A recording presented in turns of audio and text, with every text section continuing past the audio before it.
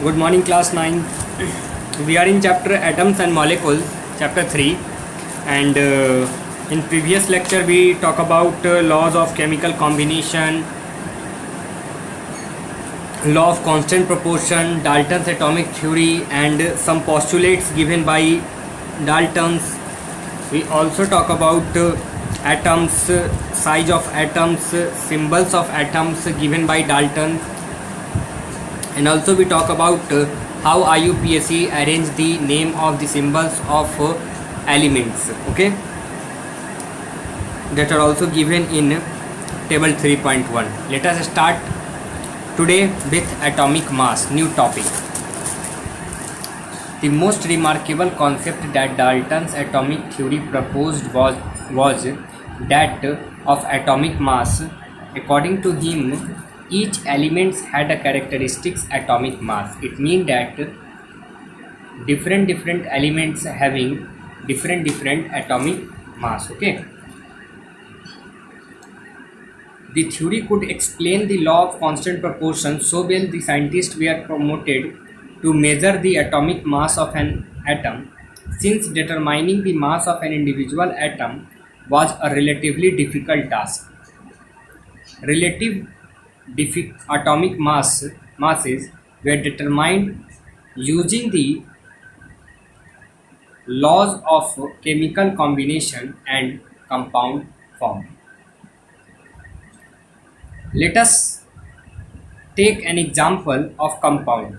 Carbon monoxide (CO) formed by carbon and oxygen. It was observed experimentally that 3 gram of carbon combines with 4 gram of oxygen to form CO. In other words, carbon combines with 4 upon 3 times its mass of oxygen, and suppose we define the atomic mass unit, earlier abbreviated as AMU, but according to latest IUPAC recommendations, it can be now written as U. It means that the unit of atomic mass is now U.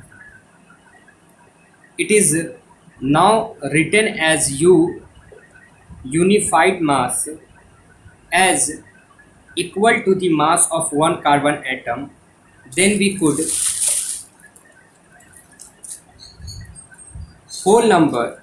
Then we could assign the number of an atomic mass as 1U and oxygen of an atomic mass 1.33U.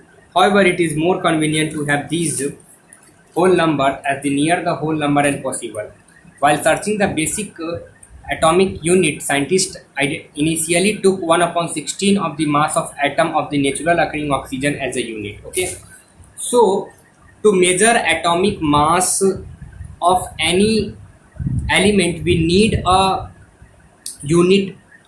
Initially, scientists took 1 upon 16 part of oxygen. It means that if oxygen is a whole, then cut into 16 part, and one part, it means that 1 upon 16th part is the unit to measure the atomic mass of different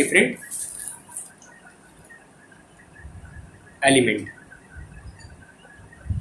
This was considered relevant due to 2 reasons. First, oxygen reacted with a large number of elements or formed compound. Second, these atomic mass unite gave masses of most of the elements as a whole number.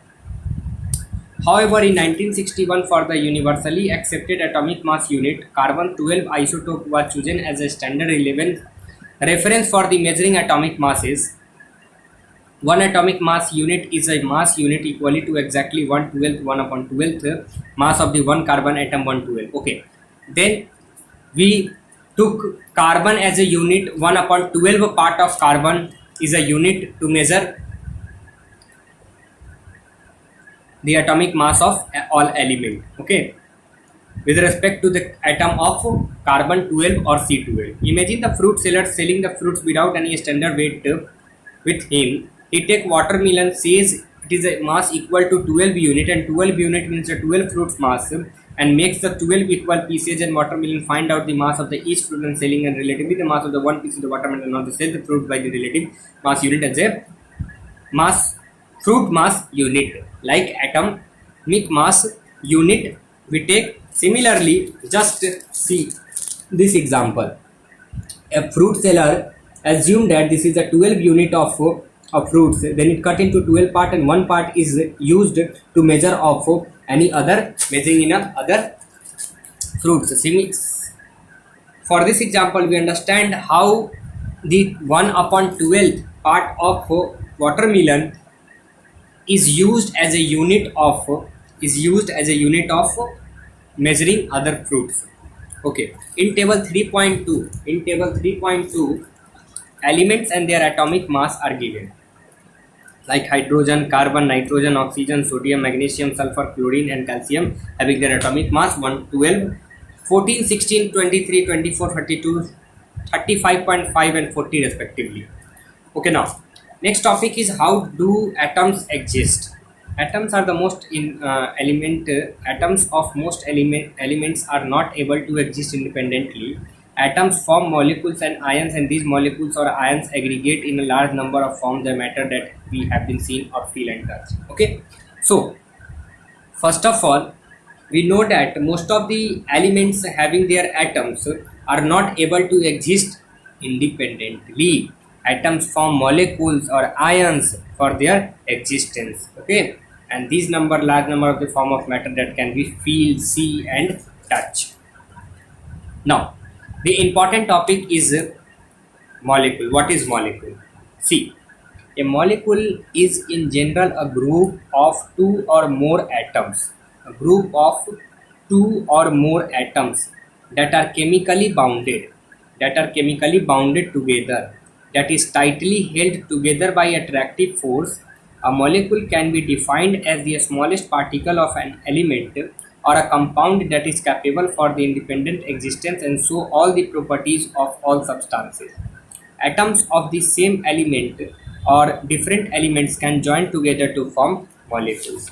If we talk about molecules of element and molecules of compound, there is no any differences between both of them. This topic given in your book, page number 36. If we say oxygen is an element, okay, nitrogen is an element, okay, hydrogen is an element, okay, and if you just add H2, O2, Fe2, these 2 to 2, 3Fe, so these are the number of molecules, okay, of that elements. If we say O2, then we say that 2 mole of oxygen. If we say H2, 2 mole of hydrogen. And if we say 2H2O, then 2 mole of water. And water is a compound, then said to be molecules of an compound. If we say 3CO2, then 3 mole of CO2. These all are given in this topic.